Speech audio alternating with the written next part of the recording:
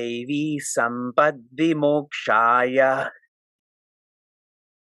nibandaya surimata mashucha sampadam daivim abhijatosi pandava.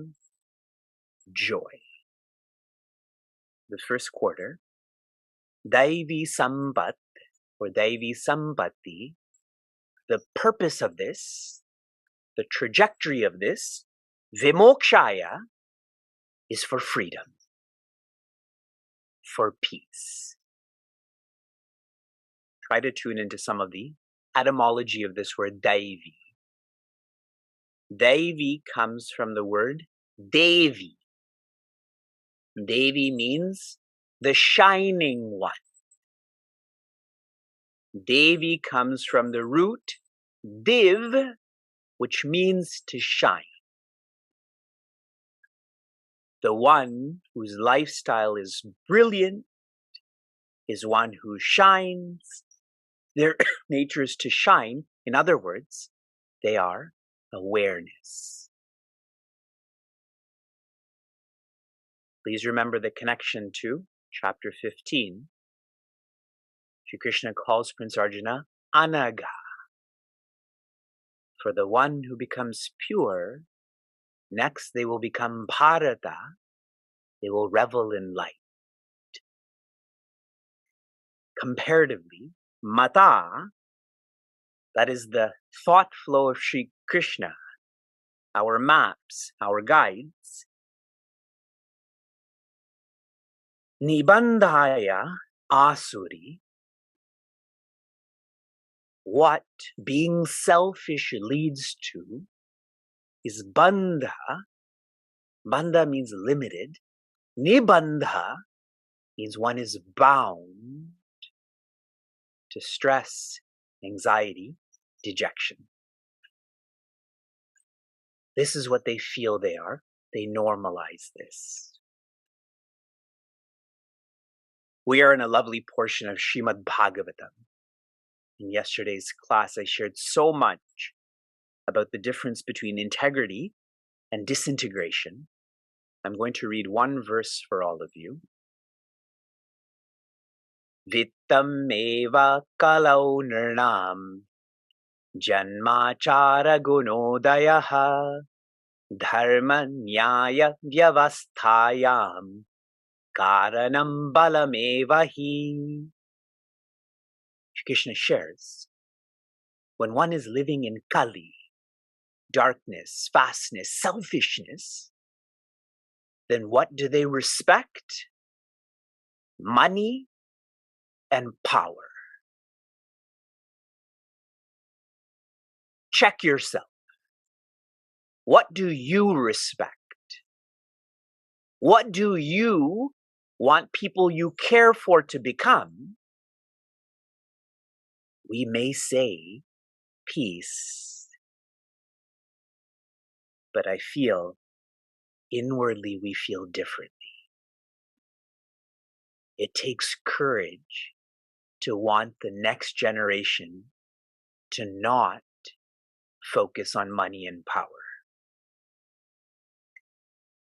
And this is why Pujya Swami Tejomayananda has shared. This is the second time I'm sharing this with you. Tomorrow I'm going to share it again. The antidote to the disease of selfishness is take nama and give dana. Take nama means remember divinity, insight in mind. Don't take money and power. Give it away. That's the point of give dana. Give that money away. Give the power to someone else. This will only lead to darkness, fastness, selfishness. But courage. Will we follow through with this? You have to check yourself. Shri Krishna is very overt about this in Srimad Bhagavatam, Bhagavad Gita. I love this next line. Ma shuchaha sampadam devin. He's holding Prince Arjuna's hands and saying, Sampatti Daivim. Your nature is that of values. And since this is your nature, it's actually virtues. And so he says, Ma Shuchaha. Does anyone know what Ma Shuchaha means? Don't worry. What a lovely message. Don't worry. Your nature is of values and virtues. I'm reading a point from Pujya Swami Chinmayananda. Ethical virtues are the intelligent ways of reviving humans' exhausted energies and fatigued spirit to live. By living these healthy values of righteous living, the individual unshackles his psychological personality from its self-made entanglements. If you worry, you are the problem.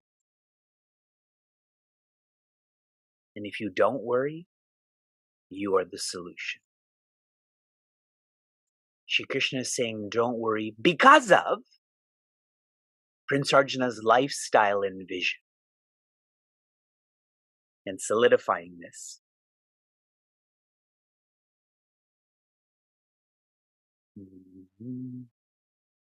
Abhijataha asi Pandava. Prince Arjuna, you are Abhijataha, born with this Daivi Sambhati. If we can rewind to chapter 1 of Bhagavad Gita, Prince Arjuna, leave alone worry. He is miserable. But see the love of Shri Krishna, that he's giving him a path to go from being miserable to being carefree. And he's doing this. My observation is, the more you shift your investment from IQ to EQ to SQ, the less you worry. So if you find that you're a worrier about articles, circumstances, beings, remember I said to check yourself about what do you respect? Maybe it's still money and power or IQ. But if you're becoming that person that sleeps well, wakes up well, doesn't feel overwhelmed, you are shifting to EQ, SQ. You are shifting to peace. Another insight from Pujya Swami Chinmayananda. Imagine he's saying this directly to you. And why even imagine? He is. You are born of the divine estate, that a seeker has the necessary interest and perseverance to read the Gita. Up to this chapter itself shows that he belongs to the divinely good category.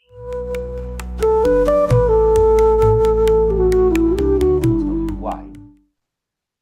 We're now moving to verse 5. This is a very hope-filled verse describing you. Devi sampadvi mokshaya nibandaya suri mata mashucha sampadam devim abhijato pandava. Joy. The Deva Sambhati, the inner wealth that is oriented towards values, vimokshaya.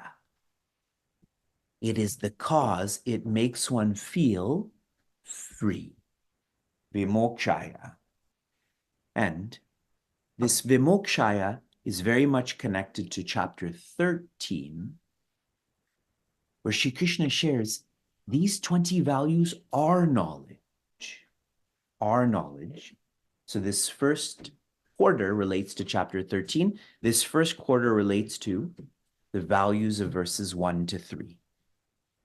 Clear?